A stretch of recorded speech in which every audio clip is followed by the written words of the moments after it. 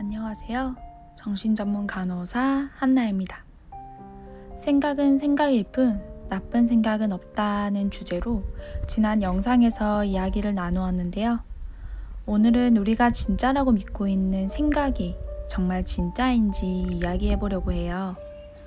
당신은 당신의 생각을 얼마나 믿으시나요? 아마 그런 질문조차 생각해 보지 않은 채 머릿속에 떠오르는 생각의 대부분을 그대로 받아들이고 믿고 있을 수도 있어요. 나의 생각을 어떠한 의심 없이 전부 진짜라고 믿게 되면 확신이 고집이 되기도 하고 이해가 아닌 오해가 생기기도 해요. 그리고 불안, 분노, 슬픔, 외로움과 같은 감정에 잠식되어 친구와 싸우게 되거나 하던 일을 잘할 자신감을 잃게 되기도 해요. 생각을 모두 의심해야 된다는 말은 아니지만 적어도 내가 하는 생각이 정말 전부를 말하는 것일까?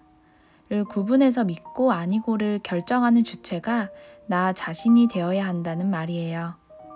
사람은 누구나 어떤 사실을 혹은 상황을 있는 그대로 사실만을 받아들이기보다는 마음의 필터를 통해서 해석되고 판단을 하게 돼요. 이 과정에서 어떤 경험을 했고 어떤 기억을 가지고 있느냐에 따라 같은 상황도 다르게 해석되거나 판단되기 때문에 누군가에게는 대수롭지 않은 일이 다른 누군가에게는 화가 나거나 슬픈 일이 될 수 있어요. 그리고 각자의 해석에 따라서 불안, 분노, 슬픔, 외로움과 같은 감정을 느끼게 되기도 하고요.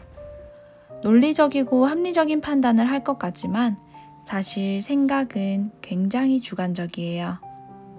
이것을 인지행동치료에서 인지적 왜곡으로 설명하고 있어요. 인지적 왜곡은 대부분의 모든 사람들에게 있을 수 있고 자신의 생각을 완벽하게 믿으며 범하게 돼요. 좋은 쪽으로 왜곡이 되면 좋겠지만 불편하게 만드는 생각이기 때문에 부정적인 감정을 일으켜서 감정으로 인해 행동의 결과가 나타나도록 해요. 우리는 얼마나 많은 인지적 왜곡을 갖고 있을까요? 지금부터 인지적 왜곡의 종류 몇 가지를 읽어 드릴 테니 비슷한 부분이 있는지 생각을 제3자의 입장으로 떼어놓고 바라보세요. 감정적 추론. 논리적인 근거가 아닌 자신의 현재 기분에 근거하여 상황을 판단하고 결론을 내리는 것을 말합니다.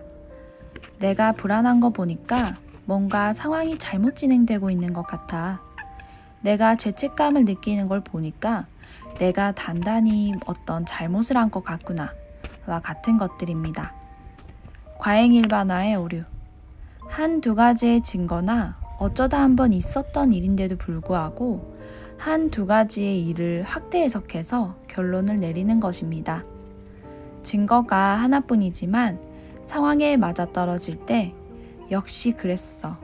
모든 증거가 맞아떨어지네. 와 같은 말로 결론을 내리게 됩니다. 재앙화. 미래에 대해 다른 고려는 하지 않고 부정적이고 최악의 상황만을 가정하는 것입니다. 부정적인 일이 일어나기는 했지만 그 결과를 확대 해석합니다. 개인화. 다른 사람의 행동에 대해 타당한 이유를 고려하지 않고 자신 때문에 다른 사람들이 부정적으로 행동한다고 믿어 자신을 탓하는 것을 말합니다. 예로 친구가 자신과 친하게 지내지 않을 때 자신이 잘못했기 때문이라고 여기는 것입니다. 정신적 여과. 전체를 보는 대신 작고 세세한 것에 관심을 가지는 것을 말합니다. 10번의 칭찬을 들어도 한 번의 쓴소리를 들으면 칭찬은 기억하지 않고 쓴소리만을 기억하며 부정적인 결론을 내리게 됩니다. 독심술. 현실적인 가능성을 고려하지 않고 다른 사람의 속마음을 알 수 있다고 믿는 것을 말합니다. 친구가 나와 약속을 취소한 걸 보니 나와 만나기 싫어서인 것 같아. 나에게 저렇게 말하는 것을 보니 나를 무시하는 것 같아. 와 같은 것들이 있습니다.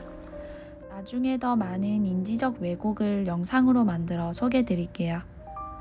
생각은 이렇게 왜곡에 의해서 변형되어 해석될 수 있고 왜곡된 생각은 논리적이거나 합리적인 결론을 가져오기보다는 주관적이고 편파적인 결론을 가져와요. 그렇기 때문에 생각은 생각이지 사실이 아니에요. 당신이 어떤 상황에 놓일 때마다 자동적으로 떠오르는 생각들도 100% 진짜가 아니라는 얘기예요.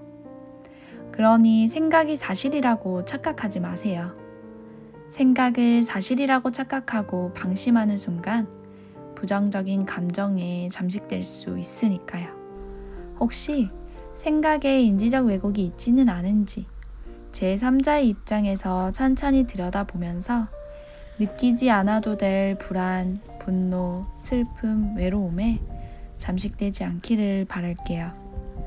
오늘도 당신을 응원해요. 또 만나요.